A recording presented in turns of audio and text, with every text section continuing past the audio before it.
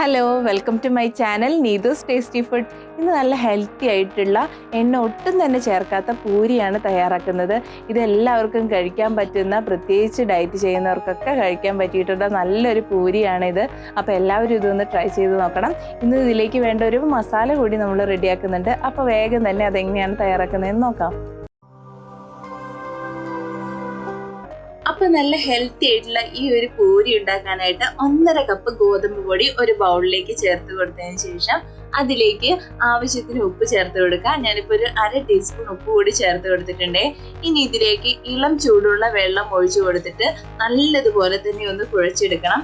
അപ്പൊ ആദ്യം തന്നെ ഒത്തിരി വെള്ളം ചേർത്ത് കൊടുക്കരുത്, കുറച്ച് വെള്ളം ചേർത്ത് കൊടുത്തിട്ട് നല്ലതുപോലെ തന്നെ ഒന്ന് കുഴച്ചെടുക്കാം.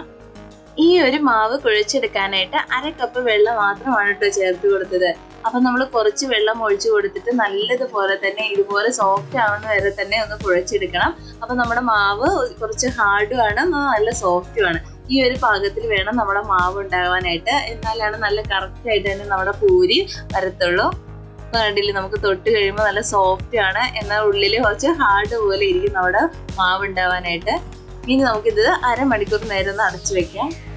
ഇതിലേക്ക് വേണ്ട ഫില്ലിങ് റെഡിയാക്കാനായിട്ട് കുറച്ച് വെജിറ്റബിൾസ് കട്ട് ചെയ്തെടുത്തിട്ടുണ്ട്. 1 കപ്പ് കാബേജ്, 1/2 കപ്പ് ക്യാരറ്റ്, 1 സവാള, പച്ചമുളക്, 3 വെളുത്തുള്ളി, ഇതെല്ലാം നല്ല നൈസ് ആയിട്ട് തന്നെ അരിഞ്ഞെടുത്തതാണ്. ഇനി ഒരു പാനിലേക്ക് നമുക്ക് 2 ടേബിൾ സ്പൂൺ വെളിച്ചെണ്ണ ഒഴിച്ചു കൊടുക്കാം. അതിലേക്ക് അരിഞ്ഞു വെച്ചിരിക്കുന്ന വെളുത്തുള്ളി ചേർത്ത് കൊടുത്തിട്ട് ഒന്ന് വഴറ്റിയെടുക്കണം.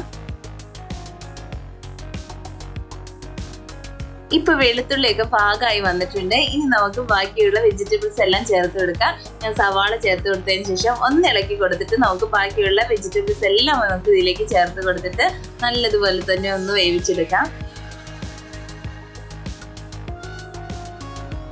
ഈ വെജിറ്റബിൾസ് എല്ലാം ചെറുതായി അരിഞ്ഞെടുത്തതുകൊണ്ട് തന്നെ പെട്ടെന്ന് തന്നെ പാകമായിട്ട് കിട്ടും. നിങ്ങൾക്ക് ഇഷ്ടമുള്ള വെജിറ്റബിൾസ് ഒക്കെ ഇതിലേക്ക് ചേർത്ത് കൊടുക്കാവുന്നതാണ് കേട്ടോ. ഇപ്പൊ ഇതാ നമ്മുടെ വെജിറ്റബിൾസ് ഒക്കെ കുക്ക് ആയിട്ടുണ്ട്. ഇനി നമുക്ക് ഇതിലേക്ക് 1/2 ടീസ്പൂൺ മുളക് പൊടി, 1/4 ടീസ്പൂൺ മഞ്ഞൾപ്പൊടി, 1/2 ടീസ്പൂൺ ചിക്കൻ മസാല പൊടി ചേർത്ത് കൊടുത്തിട്ട് നല്ലതുപോലെ തന്നെ ഒന്ന് വഴറ്റിയെടുക്കാം. മുളക് പൊടിയൊക്കെ നിങ്ങൾക്ക് എരിവിനനുസരിച്ച് കൂട്ടാവുന്നതാണ് കേട്ടോ. ഞാനിപ്പോ കുറച്ച് ചേർക്കുന്നുള്ളൂ. ഇനി നമുക്ക് ആവശ്യത്തിന് ഉപ്പ് കൂടി ചേർത്ത് കൊടുത്തിട്ട് നല്ലതുപോലെ തന്നെ ഒന്നുകൂടി വഴറ്റിയെടുക്കാം. ഈ ഒരു മസാലയുടെ ടേസ്റ്റ് ഒന്നുകൂടി കൂട്ടാനായിട്ട് കുറച്ച് മല്ലിയില അരിഞ്ഞത് കൂടി ചേർത്ത് കൊടുത്തതിന് ശേഷം നമുക്ക് ഗ്യാസ് ഓഫ് ചെയ്യാവുന്നതാണ്. ഇനി നമുക്കിത് മാറ്റി വെക്കാം. ഇതാപ്പൊ നമ്മുടെ മാവ് നല്ല കറക്റ്റ് സെറ്റായി തന്നെ വന്നിട്ടുണ്ട്.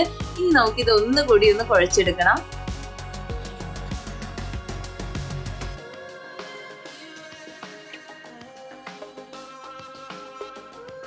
ഇപ്പൊ ഇതാ നമ്മുടെ മാവ് നല്ലതുപോലെ തന്നെ കുഴച്ചെടുത്തിട്ടുണ്ട്. ഇനി നമുക്കിത് ഇന്ന് ഓരോ ബോൾസ് ആക്കി മാറ്റിയെടുക്കാം.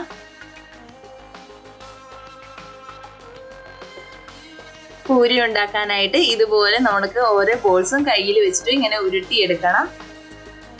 ബാക്കിയുള്ള എല്ലാ മാവും ഇതുപോലെ തന്നെ ഒന്ന് ഉരുട്ടിയെടുക്കാം. ഞാനിപ്പോ ഇതാ മാവെല്ലാം റെഡിയാക്കി വെച്ചിട്ടുണ്ട്.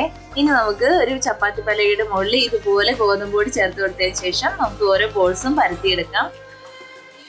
പൂരി നിങ്ങൾക്ക് കറക്റ്റ് റൗണ്ട് ആയിട്ട് കിട്ടണമെന്നുണ്ടെങ്കിൽ ഒരു പാത്രത്തിൽ അടപ്പ് വെച്ചിട്ട് അതൊന്ന് പ്രസ് ചെയ്ത് കൊടുത്തിട്ടുണ്ടെങ്കിൽ നല്ല കറക്റ്റ് ആയിട്ട് തന്നെ കിട്ടും. ഞാൻ ഇപ്പോൾ പരത്തി കൊടുത്തപ്പോൾ തന്നെ എനിക്ക് നല്ല കറക്റ്റ് റൗണ്ട് ഷേപ്പിൽ കിട്ടിയിട്ടുണ്ട് കേട്ടോ.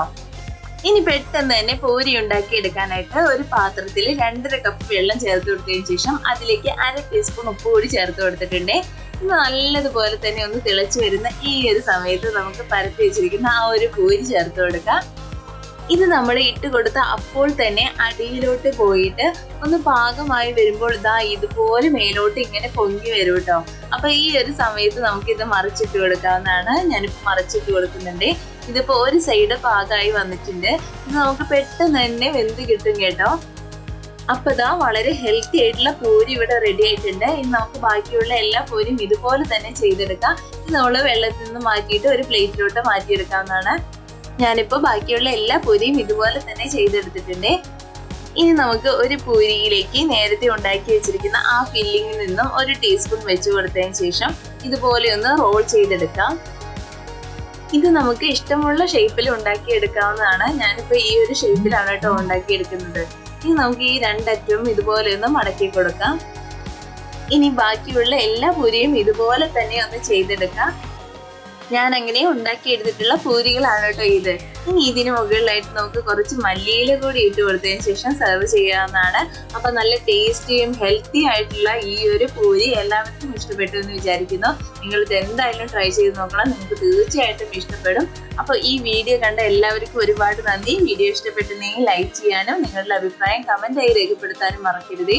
അതുപോലെ തന്നെ ഈ ചാനൽ ഇതുവരെ സബ്സ്ക്രൈബ് ചെയ്യാത്തവരുണ്ടെങ്കിൽ ഒന്ന് സബ്സ്ക്രൈബ് ചെയ്ത് തൊട്ടടുത്തുള്ള ബെല്ലൈക്കൺ കൂടി എനേബിൾ ചെയ്താലാണ് ഞാൻ ഇടുന്ന പുതിയ വീഡിയോസ് ഒക്കെ നിങ്ങൾക്ക് കിട്ടുകയുള്ളൂ. അപ്പോൾ അടുത്ത വീഡിയോ ആയിട്ട് വീണ്ടും കാണാം. Thanks for watching.